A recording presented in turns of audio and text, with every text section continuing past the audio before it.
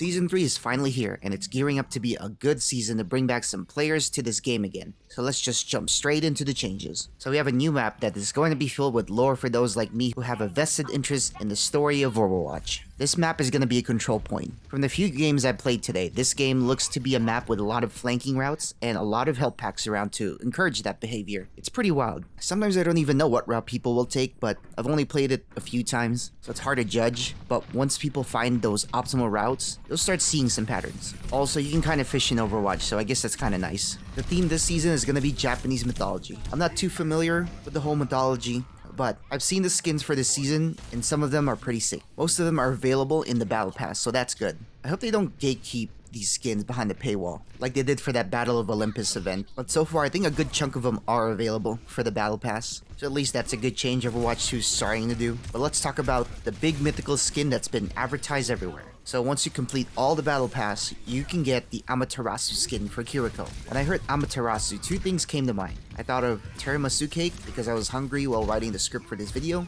and I also thought of Amaterasu from Naruto. However, none of these apply here because they are referring to the Japanese deity instead. I gotta look that up. I'm not too familiar with Amaterasu, but I'll have a lot of homework on YouTube tonight. But for now, just know that when you complete the Battle Pass, you can get the mythical skin for Kiriko. Battle Pass now has free tiers where you can get some free credits. So if you play the game long enough, you have a chance to get 1500 credits for free. The only catch is you have to invest a quarter of your lifespan to do so. This is however not coins, so you can't buy the fancy new skins that are sold in the shop. But at least you have a way to get skins now without buying them. If you're someone who has leftover coins from old Overwatch, you can now use them to purchase most of the skins for this game. They also added a whole bunch of legendary skins available anytime, and let me tell you, there's a lot of skins. So if you've been eyeing a certain skin from an event, you can just buy them at any point instead of just waiting for the season to come around again. Most of the skins cost about 1500 or below. If they're the good skins for the new heroes in Overwatch 2, just like Ramatra, Sojourner, and Kiriko, they're gonna cost 1900. You'll notice if you look through the hero gallery, some of the skins are missing. These skins are from the Battle for Olympus and the Halloween event they did last year. So if you want those specific skins, you're gonna have to wait for them to appear in the shop again, or if the event comes around again, who knows. I do like the fact that there are better ways now to earn cosmetics, because before, if you wanted to get a skin, you had no choice but to buy the skins with actual money. Sure, you can grind weekly challenges, but if you somehow manage to complete all of them consistently for a year, it will give you 300,120 coins, which is a lot, but you have to give so much of your time to do so. For me, I can only realistically do 8 of those weekly challenges, which only nets me 2600 total coins for the year. But doing that is just so much work to get a premium skin from the shop. However, I will say this, if you're going to spend money on this game, the Battle Pass is where you will get the most value out of your money. They did a great thing by actually putting more of the season themed skins in the Battle Pass, and a lot of those skins included are pretty good. Not like last season. That season was subpar for skins. But the credits they give you in the Battle Pass are at least a good step in the right direction.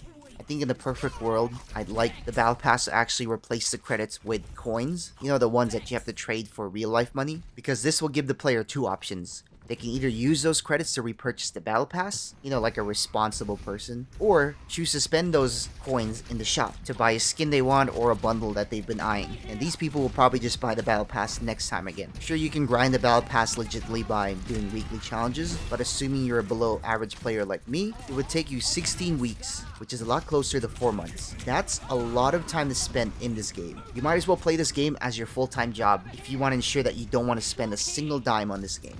Of course, this change won't make Blizzard any money and only benefits the player, but I don't see them doing this anytime soon. Considering the game is free to play now, they gotta make their money somehow, and this is the closest thing to a compromise we have.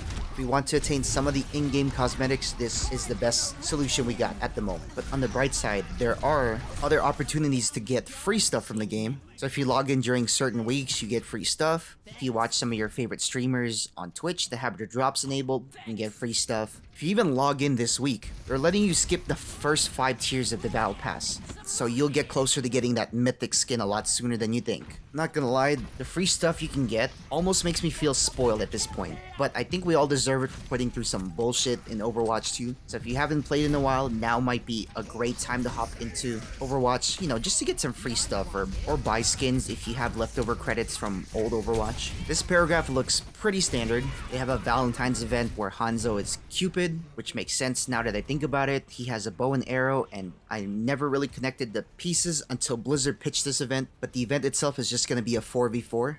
Ew, gross.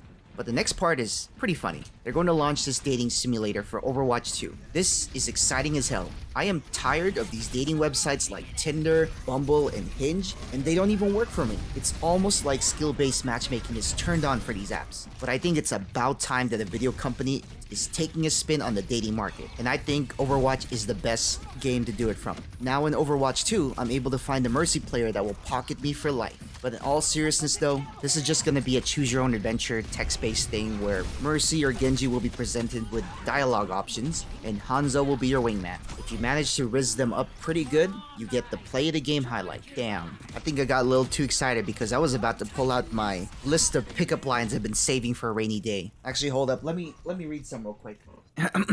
Hey girl, your parents must be assholes because you're the shit. I hope that cringe was worth the demonetize, but this event is going to be available on the website. Save that link till the event goes live, just so you can get a free play the game highlight. I hate you, Blizzard. There's a few things in this earth I would spend money on. It's video games, food, and anime. So the fact that you guys are doing this One Punch Man collab is disgusting. So you may ask, is this going to be a Fortnite thing? Yep, that's exactly what's going to happen. Doomfist is getting a Saitama skin? God fucking damn it. You know damn well I would sell my children to get this digital skin that has no value to anyone except myself. But checkmate, Blizzard. This is the few times you will actually get me to buy a skin. GG. I don't really care for this event, but if you're crazy for the onion with the emoji on it, here's the info for you guys. So one big change from Season 3 is tanks will have a lower health pool in game modes where there isn't roll queue, which I think is a good majority of the arcade games. I don't know, man, that doesn't seem like a good idea to me, but then again, I don't really play arcade that often. Some tanks are strong because they have that massive health pool, so to get them close to the player where they can actually do the damage. Like Ryan, for example. If you reduce his health to 300, how many swings can he get before he gets mowed down by the army of Bastions? Now look what you did, Blizzard. We just got the alternate ending for Honor and Glory. Like, I don't think it's a good idea, but I'm open to having my opinions change once I try it. If it ends up being broken, they'll fix it anyways. They've been on point with the changes so far, so I trust what they're doing, for now. As for the other changes, we know they're dropping the ult that you retain when you swap a hero. Now it's gonna be 25% instead of 30%. Mercy is receiving some nerfs. Damn. Just when I was starting to like her, supports will get some balance changes for some reason, and the Ramattra ult we kinda knew from a lot of the posts they've made before. Also, Season 3 is where they're gonna implement a lot of the matchmaking changes. I've also covered them in depth in a separate video. I'll link the description, but here's the TLDR if you want it. World Cup is coming back, I don't really care about it, but here's a quick screenshot for those interested. They're also going to bring back the workshop stuff, which is great because there are some really fun custom game modes out there that are sometimes better than the actual game itself. But it's going to be a lot better than it was before. There really was some inappropriate stuff on that custom game list back then. Do you guys remember when Blizzard SA Simulator was a thing? I kept seeing that pop up on my custom game browser sometimes, but I never clicked on it because that stuff's disgusting, man. I refuse to support something with a horrible title, so I just avoid it. But that kind of stuff just stayed up for too long, and the media got a hold of it and just got really messy. Now they're making sure that never happens again. Of course, some will slip through the cracks, but that's where the report button will come in handy, and you guys can report it, and hopefully Blizzard will respond quicker this time. I haven't read the Matrix update yet, but I might go over that content in a separate video, so stay subscribed for that. There's now a streamer mode for those of you that get stream snipe often. You can now hide things in your matches such as chat, replay codes, queue times, and battle tags. You can even change the color of the UI